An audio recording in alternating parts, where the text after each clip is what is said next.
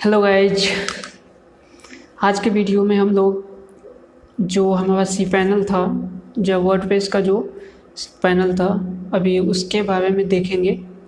ठीक है, और इसके साथ साथ अपन यहाँ पे प्लगइन इंस्टॉल करेंगे, कुछ इम्पोर्टेंट, बहुत ही इम्पोर्टेंट प्लगइन जो आप किसी भी तरह का वेबसाइट क्यों ना बना रहे हो, है ना, किसी भी तरह का ब्लॉग वेबसाइट क्यों ना बना रहे हो, इन प्लगइन का यूज पड़ता ही पड़ता है। तो वो प्लगइन जो एसेंशियल है, ठीक है, उन सब प्लगइन को आज हम यूज करेंगे। एक्चुअली उन सब को आज डाउनलोड करेंगे, इंस्टॉल करेंगे। ठीक है, और साथ में अपन इस पैनल पे भी देखते हैं कि क्या क्या इशू है। आप भी अपने वेबसाइट पे इस पैनल पे जा सकते हो। इस जाने के लिए आप अपना डोमेन डालो /wp-login। ओके, ये चीज़ आपको लिखना है, स्लैश डालना है और इंटर दबाना है। तो ये आपका जो है पैनल, लॉगिन पैनल खुल जाएगा वर्डप्रेस का। यहाँ पे आपको यूज़र नेम और पासवर्ड वो डालना है जो आप इंस्टॉल करते वक्त यूज़र नेम और पासवर्ड बनाया था। ठीक है, तो मैं यहाँ पे डाल देता हूँ और लॉगिन बटन पे क्लिक करता हूँ। तो हम आ चुके हैं अपने पैनल में, डैशबोर्ड पे आ गए हैं। अब यहाँ पे देखते हैं वन बाय वन करके ये सब क्या है। तो सबसे पहले अपन थीम देखते हैं, और थीम के साथ साथ तो थीम हमने देखा था। ठीक है, आज हम थीम कस्टमाइज नहीं करेंगे, ये सब चीज़ बाद में करेंगे। पहले हम प्लगइन देखते हैं, क्योंकि आज का जो मेन काम है वो प्लगइन का और बेसिक इंस्टॉलमेंट का सेटिंग, बेसिक सेटिंग का है। ठीक है, तो सबसे पहले ये जो दो प्लगइन है, इस प्लगइन को अपन क्या करते हैं, डिलीट कर देते हैं। तो दोनों को सेलेक्ट कर देते हैं यहाँ से। ठीक है, और यहाँ पे बल्क एक्शन में जाते हैं और डिलीट के ऑप्शन पे क्लिक करके अप्लाई कर देते हैं। Sure, okay. तो ये दोनों प्लगइन डिलीट हो चुका है। ये इन दोनों प्लगइन का काम नहीं होता है। तो जब भी आप इंस्टॉल करें अपना वर्डप्रेस, और जब भी वर्डप्रेस के डैशबोर्ड पे है, तो सबसे पहले काम यही करें कि ये जो दो प्लगइन है इसको आप अनइंस्टॉल कर दें या डिलीट कर दें। ठीक है, अब चलते हैं सेटिंग की तरफ। सेटिंग की तरफ कुछ देखते हैं, यहाँ पे जनवरी में देखते हैं। तो यहाँ पे जो टाइटल है जो हमने दिया था इंस्टॉल करते वक्त, वो टाइटल है। उसके बाद टैगलाइन है। तो अभी ये सब चीज़ पे अपन नहीं देखेंगे। ठीक है, ये सब चीज़ को अभी चेंज नहीं करेंगे। ओके, यहाँ पे टाइम है, टाइम फॉर्मेट है, डेट फॉर्मेट है, टाइम जोन है। ठीक है, ईमेल एड्रेस, जो वर्डप्रेस वेबसाइट होगा उसका एड्रेस यहाँ पे होगा, और साइट एड्रेस भी यही चीज़ होगा। ठीक है, ईमेल एड्रेस जो आपने इंस्टॉल करते वक्त डाला था वो ईमेल एड्रेस यहाँ पे है। तो उसके बाद राइटिंग में चलते हैं। बस ये मैं आपको एक ओवरव्यू दे रहा हूँ, इस सब पे अपन step by step next video में, आने वाले वीडियो में बात करेंगे। ठीक है, इसके बाद यहाँ पे राइटिंग में, यहाँ पे कुछ नहीं, जो आपका यूज़र नेम है, पासवर्ड है, वो सब चीज़ यहाँ पे है। ठीक है, इसके बाद रीडिंग में चलते हैं। रीडिंग के अंदर जो यहाँ पे है लेटेस्ट पोस्ट है और स्टैटिक पेज है, इस पर भी अपन बाद में बात करेंगे कि किस टाइप से वेबसाइट बनाए, लेटेस्ट पोस्ट डाले या स्टैटिक पेज डाले, कब स्टैटिक पेज का यूज करें, कब लेटेस्ट पोस्ट का यूज करें। इन सब चीज़ों पे अपन आने वाले टाइम में, आने वाले वीडियो में बात करेंगे। उसके बाद फुल टेक्स्ट रखे या समरी रखे, इस पर भी बात करेंगे। ओके, ध्यान रखिएगा कि कभी आप यहाँ पे डिस्करेज मत कीजिएगा। सर्च इंजन विजिबिलिटी को आप डिस्करेज नहीं कीजिएगा, क्योंकि इस पर जब आप क्लिक कर देंगे, टिक कर देंगे, तो आपका वेबसाइट सर्च इंजन में नहीं डिस्प्ले होगा। सर्च इंजन में गूगल में या फिर किसी अदर सर्च इंजन में। ठीक है, तो इसे हमेशा अनचेक ही रखना है आपको। इसके बाद डिस्कशन में आते हैं। डिस्कशन में आने के बाद इन सब चीज़ों को अपने को कुछ नहीं करना है। ठीक है, कुछ भी चेंजेस नहीं करना है, एज इट इज़ जैसा है वैसा ही रहने देना है। उसके बाद मीडिया में देखते हैं। तो मीडिया में जो भी आपका इमेजेज होगा, जिस तरीके से अपन जाते हैं वेबसाइट पे। ठीक है, तो इस वेबसाइट पे हम आए हैं, तो फ़िलहाल तो अभी कोई इमेज नहीं है। तो जैसे यहाँ पे कुछ इमेज होता, कोई पोस्ट होता, ठीक है, तो इस पोस्ट का कोई थंबनेल होता है, इमेज होता है, तो उस थंबनेल का साइज़ कितना रखना चाहते हो, ठीक है। तो यहाँ पे से आप चेंज कर सकते हो थंबनेल का विड्थ और हाइट। जिससे क्या होगा कि अब जब एक बार इसमें चेंज कर दोगे तो आप जितना भी पोस्ट लिखोगे अपने वेबसाइट पे उन सभी पोस्ट का थंबनेल उसी हिसाब से चेंज हो जाएगा, जो आपका यहाँ पे थंबनेल का साइज होगा। उसके बाद आपकी इमेज का साइज कितना होना चाहिए, मैक्सिमम साइज कितना होना चाहिए, मीडियम साइज, वो यहाँ पे आप कस्टमाइज कर सकते हो अपने हिसाब से, ठीक है। उसके बाद परमालिंक में आते हैं, तो ये बहुत इंपॉर्टेंट है परमालिंक यहाँ पे चेंज करना। इस परमालिंक पे अपन एक सेपरेट वीडियो बनाएंगे, ठीक है। मेन्यू परमालिंक किस तरीके से एसईओ के पॉइंट्स ऑफ व्यू से अच्छा होता है, क्या ख़राब होता है, ठीक है। उन सभी चीज़ों पे अपन डिस्कस करेंगे आने वाले टाइम में, आने वाले वीडियो में। तो ये परमालिंक इस टाइप से देखा जाता है हमेशा। मैं जो लोग होता है एसईओ के पॉइंट्स ऑफ व्यू से भी, है ना, और वैसे भी पोस्ट नेम हमेशा सेलेक्ट किया जाता है। तो जब अपन पोस्ट इस पर डालेंगे तब इसको सेलेक्ट करेंगे। अभी ये एज इट इज ऐसे ही रहने देते हैं, ठीक है। प्राइवेसी पॉलिसी में कुछ भी नहीं करना है आपको, जैसे है वैसे ही रहने देना है इसको। इसके बाद ये पोस्ट वगैरह सब है वो सब अपन बाद में देखेंगे जब पोस्ट करेंगे। अभी चलते हैं अपन प्लगइन इंस्टॉल करते हैं। तो सबसे पहले यहाँ पे प्लगइन पे आ जाते हैं, ठीक है। कोई प्लगइन अभी नहीं है क्योंकि जो था दो वो हमने क्या किया, डिलीट कर दिया। अब यहाँ पे ऐड न्यू पे क्लिक कर देते हैं, ठीक है। अब प्लगइन इंस्टॉल करेंगे। तो प्लगइन इंस्टॉल करने के लिए सबसे पहले यहाँ पे देखो ये डैशबोर्ड आ गया, यहाँ पे सर्च प्लगइन का ऑप्शन है। तो हम लोग कौन कौन सा प्लगइन इंस्टॉल करेंगे वो यहाँ पे अपन लिस्ट है हमारे पास, ठीक है। तो सबसे पहले क्लासिक एडिटर जो प्लगइन होता है वो अपन इंस्टॉल करेंगे यहाँ पे। तो चलते हैं यहाँ पे क्लासिक एडिटर प्लगइन लिखते हैं।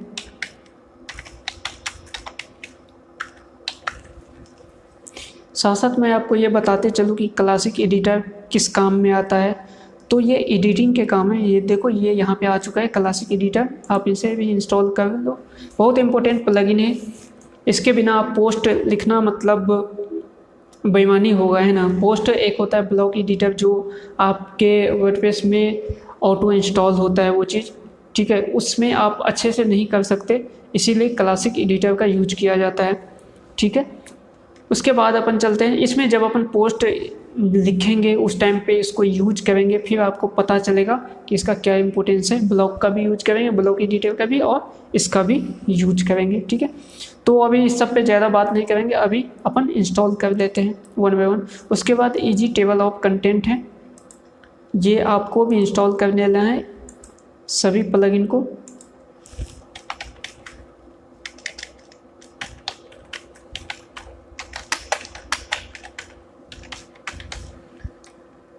ओके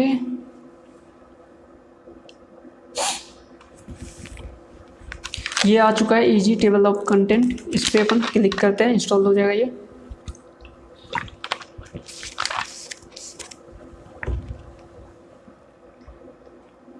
ओके ये इंस्टॉल हो चुका है। अब चलते हैं नेक्स्ट प्लगइन की तरफ। ये क्या है, इंसर्ट हेडर्स एंड फुटर्स। तो इस प्लगइन को भी हम सर्च करते हैं।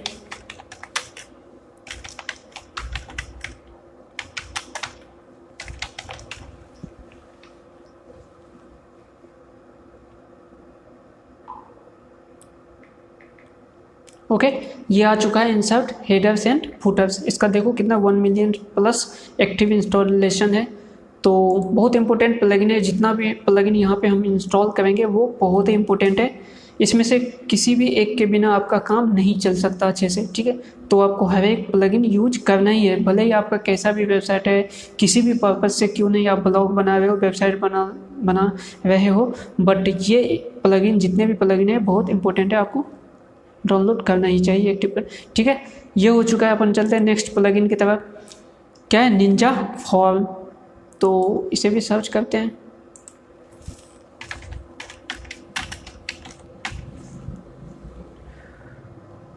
ओके निंजा फॉर्म है, और इसके साथ साथ हमारे पास जो है ना कॉन्टैक्ट फॉर्म 7 भी है। तो मैं कॉन्टैक्ट फॉर्म 7 के साथ जाऊंगा क्योंकि काफ़ी ज़्यादा, निंजा भी बहुत अच्छा है, अभी काफ़ी ज़्यादा पॉपुलर हो चुका है Ninja, but Contact Form 7 best है, one of the best Contact Form है 7 है ना, कॉन्टैक्ट फॉर्म के इसमें आता है। देखो इसका 5 मिलियन प्लस एक्टिव इंस्टॉलेशन है, तो आप भी कॉन्टैक्ट फॉर्म 7 ही इंस्टॉल करो इस चीज़ को, ठीक है। इसके बाद आते हैं रैंक मैथ एसईओ प्लगइन, तो ये इंस्टॉल हो चुका है।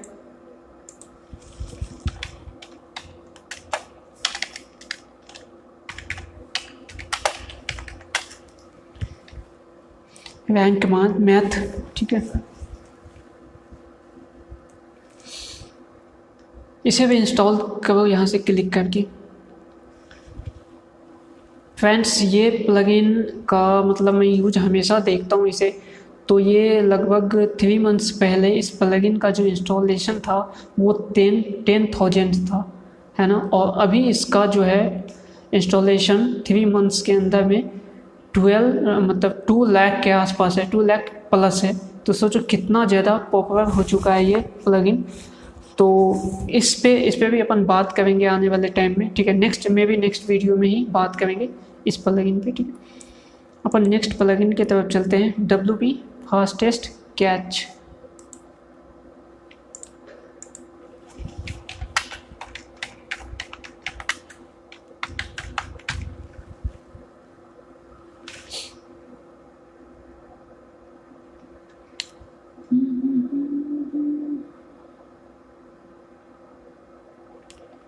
ओके,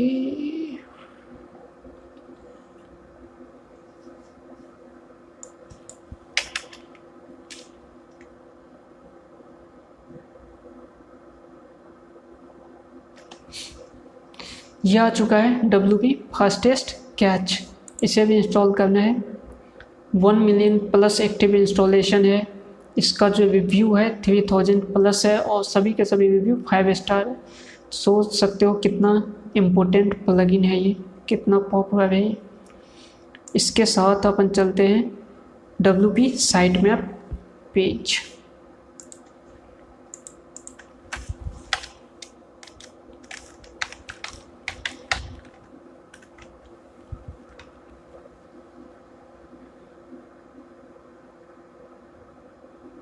ओके, ये प्लगइन है WP साइटमैप पेज, इसे भी इंस्टॉल करना है। सभी को मैं एक साथ एक्टिव करूँगा, इसीलिए 1 बाय 1 इंस्टॉल किया हूँ।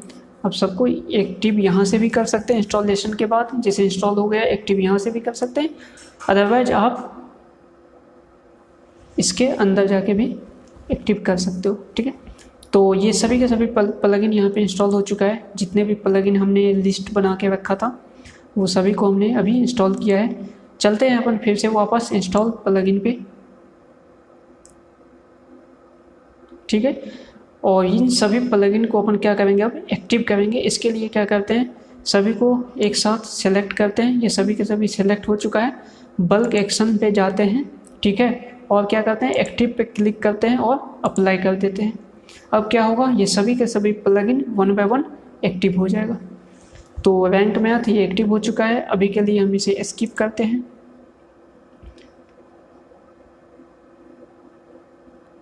ठीक है। Return to dashboard, okay, plugin में चलते हैं। ओके गाइज, तो यहाँ पे दिख रहा है सभी के सभी प्लगइन क्या हो चुका है, इंस्टॉल हो चुका है।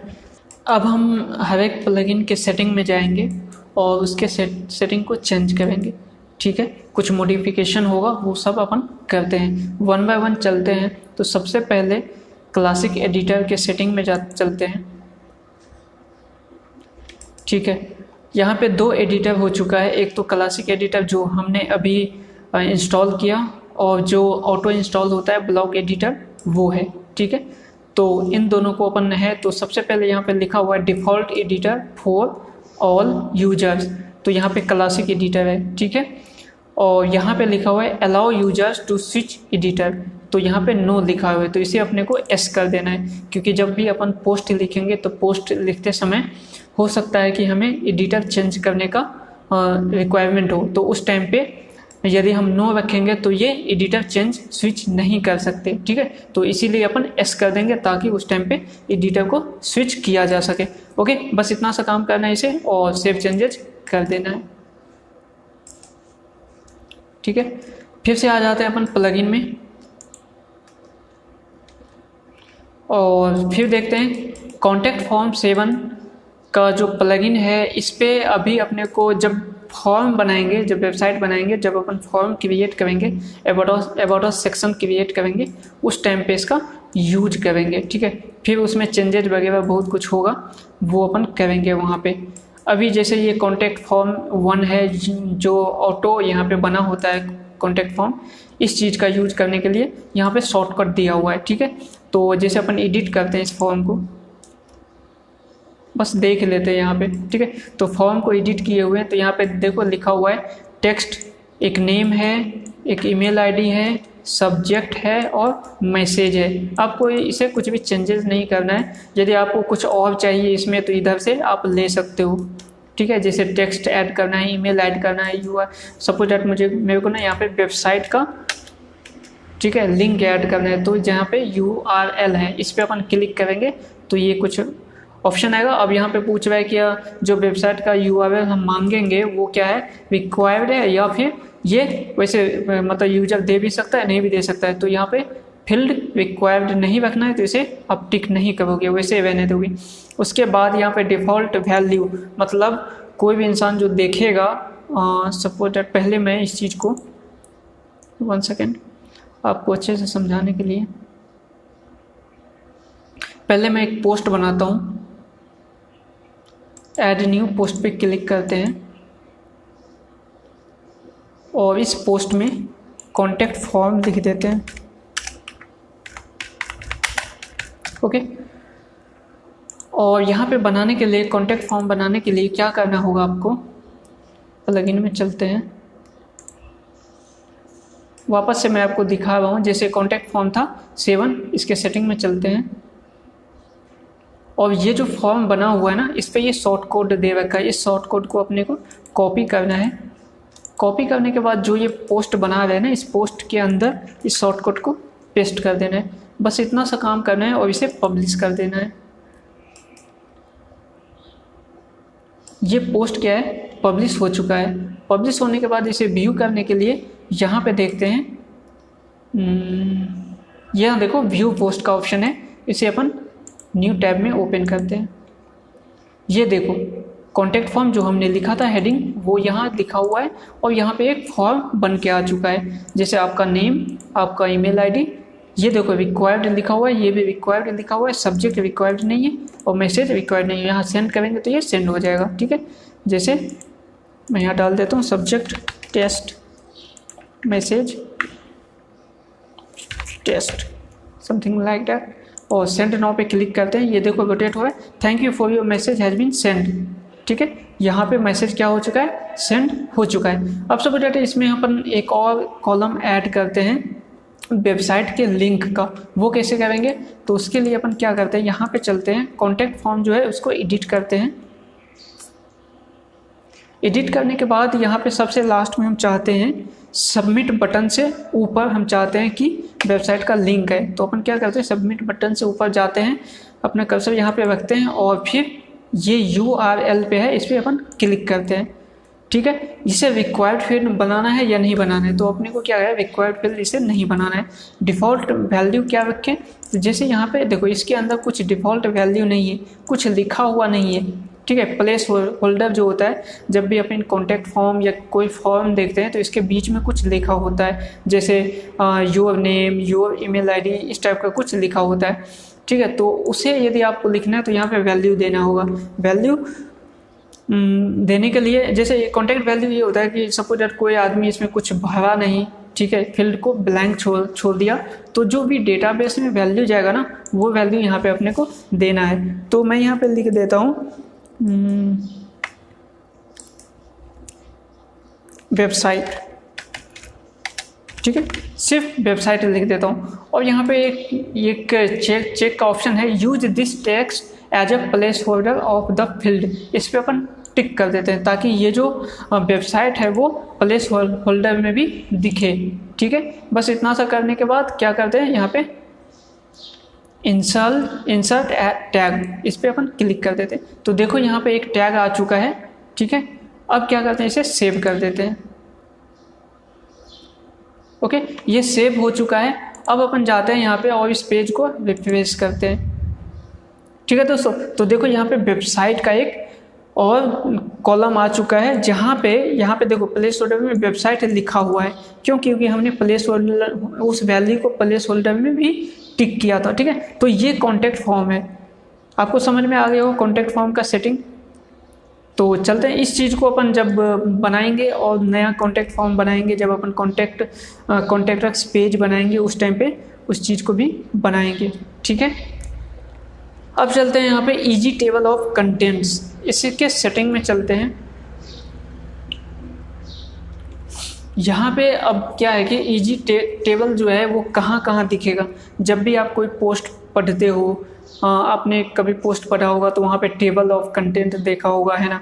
तो वो टेबल ऑफ कंटेंट का ये प्लगइन है। तो ये टेबल ऑफ कंटेंट आप कहाँ कहाँ दिखाना चाहते हो, तो यहाँ पे जो ऑटो सिलेक्टेड है वो सिर्फ पेज पे है, बट जनरली ये चीज़ पोस्ट पे दिखाया जाता है ना, और पेज पे भी दिखाया जाता है। इसके अलावा यहाँ पे भी आ जाता है ऑटो इंसर्ट में, पोस्ट और पेज पे आपको टिक कर देना है। पोजीशन कहाँ रखना है, तो before first heading, after first heading या टॉप में रखना है। ठीक है, तो अपन यहाँ पे क्या करते हैं, बिफोर फर्स्ट हेडिंग से पहले रखेंगे। 100 कितने टाइम पे, मतलब कितना हेडिंग हो उसके बाद वो दिखे। सपोज दैट यहाँ पे 4 हेडिंग के बाद दिखेगा, है ना। जैसे 4 हेडिंग से पहले ये चीज़ नहीं दिखेगा। कोई वेबसाइट ले लेते हैं,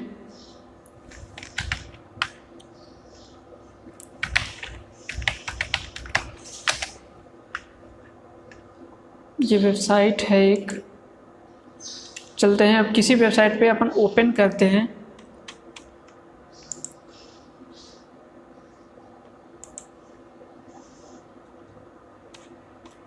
यहाँ नहीं है,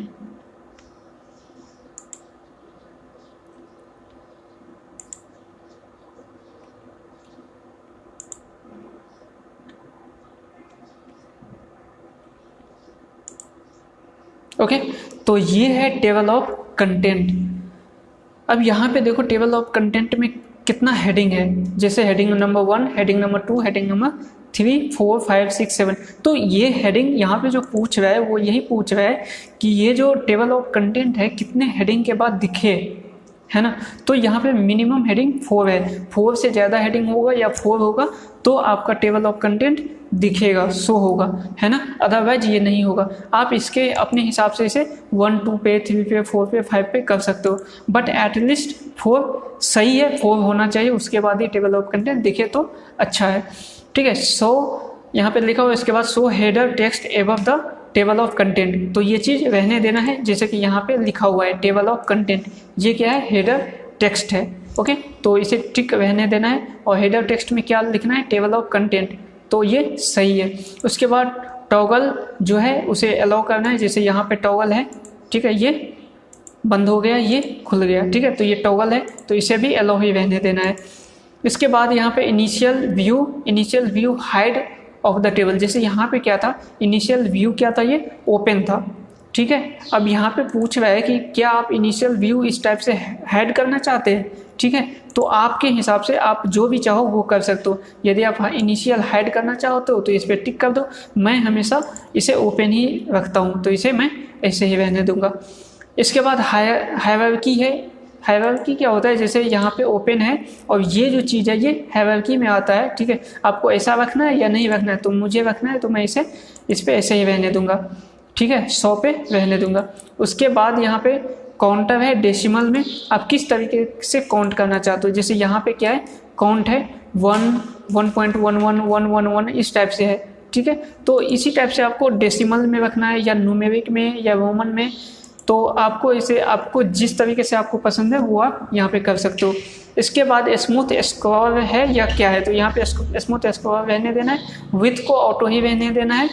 जो कस्टम विथ है वो सबको सेम रहने देना है, ठीक है। यहाँ पे कुछ भी चेंजेस नहीं करना है। यहाँ पे थीम का जो कलर है वो ग्रे है, आप अपने हिसाब से, ये ग्रे है, आप अपने हिसाब से जो चाहो, ब्लैक वाइट, आपका जो वेबसाइट का थीम है उस हिसाब से आप इसे कलर भी चेंज कर सकते हो। इसके बाद यहाँ पे कुछ भी नहीं करना है। हेडिंग आपको कहाँ से कहाँ तक दिखाना है, आप हेडिंग 1 to 6 हेडिंग तक दिखाना चाहते हो या उससे कम दिखाना चाहते हो, ठीक है। तो मैं जनरली यहाँ पे 4 तक ही रखता हूँ, ठीक है। तो मैं मैक्सिमम 4 तक रखता हूँ, 6 तक नहीं रखता हूँ। तो मैं यहाँ पे 3 से 4 तक हेडिंग रखता हूँ यहाँ पे, ठीक है। क्योंकि एक्चुअली मैं हमेशा जो अपना पोस्ट लिखता हूँ उस पोस्ट में 1 to 3 H1 H2 H3 और मैक्सिमम H4 तक जाता हूँ, इससे ज़्यादा मैं नहीं लिखता हूँ। तो आपके पे है कि आप कहाँ तक लिखते हो अपने पोस्ट में, तो वो सब हेडिंग आ जाएगा, ठीक है। और कुछ नहीं करना है यहाँ पे। उसके बाद सेव चेंजेस पे क्लिक कर देना है। ये आपका टेबल ऑफ कंटेंट का सेटिंग हो चुका है। फिर से चलते हैं वापस प्लगइन में। उसके बाद अपन आते हैं, ये जो रैंक मैथ है इसे अपन नेक्स्ट वीडियो में करेंगे, क्योंकि ये एसईओ का प्लगइन है और इसमें काफ़ी टाइम लगेगा, मिनिमम हाफ एन आवर लगेगा इसमें इसे सेट करने में, ठीक है। तो इसे अपन नेक्स्ट वीडियो में करेंगे, क्योंकि ये पूरा एसईओ का है तो वो स्टेप बाय स्टेप काफ़ी टाइम लगेगा।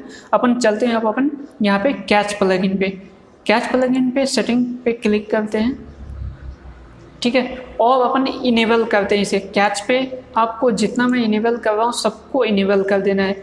यहाँ पे कैच सिस्टम इनेबल है, प्री लोड है ना, वेबसाइट लोड होने से पहले कैचिंग हो, लोड हो, तो उसके लिए भी यहाँ पे करेंगे। कौन कौन सा क्या क्या लोड हो, तो आपको होम पेज भी कर देना है, पोस्ट भी कर देना है, कैटेगरी है ना, पेजेज कर देना है, टैग कर देना है, अटैचमेंट हर किसी को कर देना है, ठीक है। यहाँ पे पेज पर मिनट, कितना पेज 1 मिनट में हो तो फिर से 4 ही रहने देना है, क्योंकि ज़्यादा करोगे तो आपका वेबसाइट में भी स्लो हो सकता है। उसके बाद क्या है, वी स्टार्ट आफ्टर कंप्लीटेड। अब क्या होगा, जब ये कैच एक बार ख़त्म हो जाएगा तो इसे फिर से रीस्टार्ट हो जाएगा, फिर से कैचिंग करना स्टार्ट कर देगा। इससे क्या होगा कि आपको मैनुअली ये चीज़ नहीं करना होगा, ठीक है। वो ऑटोमेटिक जब एक बार कैचिंग ख़त्म हो जाएगा तो फिर से वो कैच करना स्टार्ट कर देगा, ठीक है। तो इसे रीस्टार्ट कर देंगे। सब पे टिक करके ओके पे क्लिक कर देंगे, ठीक है। उसके बाद लॉगिन यूजर, यदि आपके वेबसाइट में साइन अप साइन इन का बटन है ना, आप फॉर्म लगाए हो, तो लॉगिन यूजर के लिए ये क्या आप कैच शो नहीं करना चाहते हो, यदि आप नहीं करना चाहते हो तो इस पर टिक कर दो। मैं यहाँ पे टिक नहीं करूँगा, क्योंकि एक तो मेरे वेबसाइट में साइन अप लॉगिन का कोई ऐसा सिस्टम नहीं है, ठीक है। तो मैं इसे छोड़ दूंगा। उसके बाद यहाँ पे मोबाइल के वर्जन में लिखा हुआ है don't show the cache version for the desktop to mobile devices, ठीक है। तो यहाँ पे क्या करना है, यहाँ पे भी इसे एज इट इज छोड़ देना है। उसके बाद न्यू पोस्ट में catch clear catch files when the post of page is publish, तो इस पर क्लिक कर देना है, ठीक है। तो ऑल कैचेज पे क्या सभी कैच को क्लियर कर देना है, या उसको जो भी अपन मतलब जो बनाए हैं यहाँ पे क्लियर ऑल कैचेज, तो इसको ऐसे ही रहने देना है, ठीक है। उसके बाद अपडेट पोस्ट, यदि अपन पोस्ट वगैरह सब अपडेट करते हैं तो उसका कैच को क्या करना है, कैचिंग, तो हाँ करना है मुझे, ठीक है। तो इस पर इसी को रहने देना है। उसके बाद मिनिफाई HTML को करना है, मिनिफाई CSS करना है, कंबाइन CSS करना है, कंबाइन JS करना है, ठीक है। और यहाँ पे gzip करना है। इसके बाद ब्राउज़र को कैचिंग करना है। उसके बाद डिसेबल इमोजी करना है, इमोजी को डिसेबल कर देंगे ताकि हमें वेबसाइट का स्पीड थोड़ा बढ़ जाए। और यहाँ पे सबमिट बटन पे क्लिक कर देना है। बस इतना सा काम करना है। और इधर सब कुछ प्रीमियम वर्जन में है तो ये सब चीज़ अपने को नहीं करना है, ठीक है। बस हो गया। वापस चलते हैं अपन प्लगइन पे, ठीक है। और यहाँ पे लास्ट जो प्लगइन है वो साइट मैप का है, तो इस प्लगइन को अभी रहने देते हैं क्योंकि इसमें कुछ भी नहीं है, साइट मैप अभी अपने को बनाना नहीं है, ठीक है। तो ये साइट मैप जो है HTML साइट मैप है, वो अपन जब साइट मैप बनाएंगे, जब SEO पढ़ेंगे उस टाइम पे इस चीज़ को करेंगे। तो इस वीडियो में हमने 7 प्लगइन है जिसे हमने इंस्टॉल किया। ये बेसिक प्लगइन है और सबसे इम्पोर्टेंट प्लगइन है। इसमें से किसी भी एक प्लगइन को आप छोड़ नहीं सकते, ठीक है। तो ये सभी प्लगइन आपको डाउनलोड करना है और इंस्टॉल करना है और इसे सेटिंग को चेंज करना है। मिलते हैं अपन नेक्स्ट वीडियो में। नेक्स्ट वीडियो में रैंक में देखेंगे कि बेस्ट SEO प्लगइन कौन सा होता है, ठीक है। तो इस वीडियो में बस इतना ही। मिलते हैं नेक्स्ट वीडियो में। Bye bye, tata, see you.